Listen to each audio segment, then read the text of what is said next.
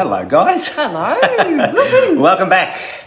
Today we're talking about a hot topic, rebuilding after an affair. And, fortunately, we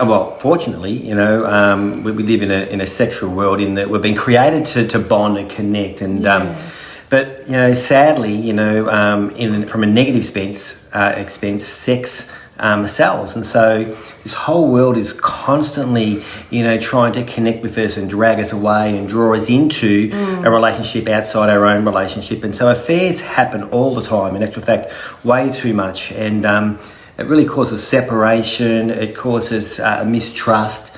But it's a very real thing in our world today. And it's not even physical. It can be like an emotional affair, not just a physical affair. Yeah. And it's a devastating experience. It crashes that relationship to the ground. And, so you do have that emotional affair, which can easily happen as you work with colleagues, as you work, in connection with people of the opposite sex. And it's really when you turn your affection to that person and they get that emotional part of you. I'm sure you understand what that's like. But a physical affair is more, that sexual relationship, and it's nobody wins. It's horrendous. It's disruptive. In it, the grass isn't greener on the other side of the fence. They say it's greener where you water it, and that's so true. I like that one. And guys, we really need to guard our hearts against an affair because.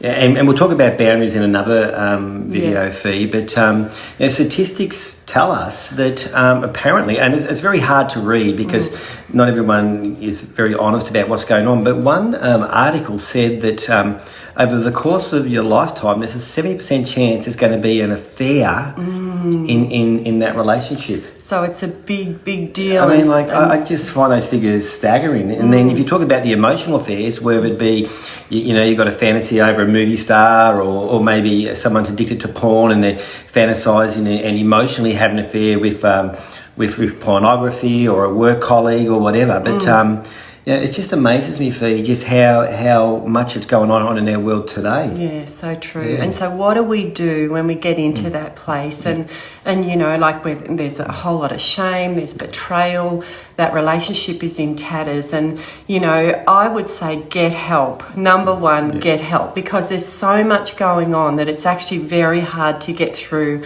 on your own if you do choose to get through. But I just want to encourage you in that and give you hope. Like, you can rebuild. Most of the clients that I see in that state, actually, if you've got two people that are willing to try, they are able to rebuild their relationship. And that takes processing it, going back, talking about it, bringing it out in the open, because you want openness and honesty, because obviously that has been destroyed, and it's a vital part. That's really where the start of it. I mean, I caught up with someone last year and then this thing happened, and I said to this person, I said, what happened? The affair was just the fruit of something else. Tell me what happened the 12 months prior to that affair, because they just couldn't get their head around it. And then they started explaining the things were going, and I said, look, this was just a slippery slide, over the course of time. Then the fruit of it was there was an affair and the relationship broke up because they couldn't work through it. They never got help. It surprises me just how some relationships can actually work through it and come out so much stronger on the other side thing. And that's what we want to tell you today, that obviously we don't condone staying in an abusive relationship, no way. But you really can rebuild. Like, for the clients that I've seen, it's almost been a monumental moment where they're able to rebuild with boundaries. They're able to have a much more open and honest relationship. They're able to communicate their feelings, and they're able to build a really much more loving relationship where their needs are being met. So probably even just more honest relationship, because guys, let's face it, we are being created for sexual intimacy, and we all have to some degree these secret affairs and attractions and Or fantasies, desires and- desires and whatever. And sometimes in an affair, it pulls all the curtains. The curtains open up, and the real honesty and transparency comes out. Yeah. And but the main thing is not to be condemned. It can happen to anyone. Yeah.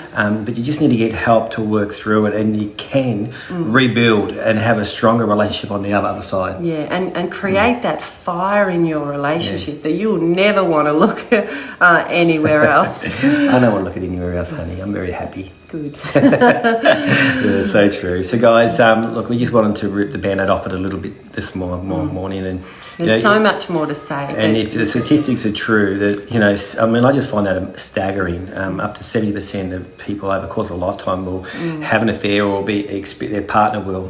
They'll experience one. So it's something we need to talk about, but it's something that there's so much hope on the other side. If you get help, you work through it, you get honest, you get transparent, and you can build a stronger, healthier relationship. That's it in a nutshell. Thanks, guys. Hope that helped. Have a great day. See you later. Bye, guys.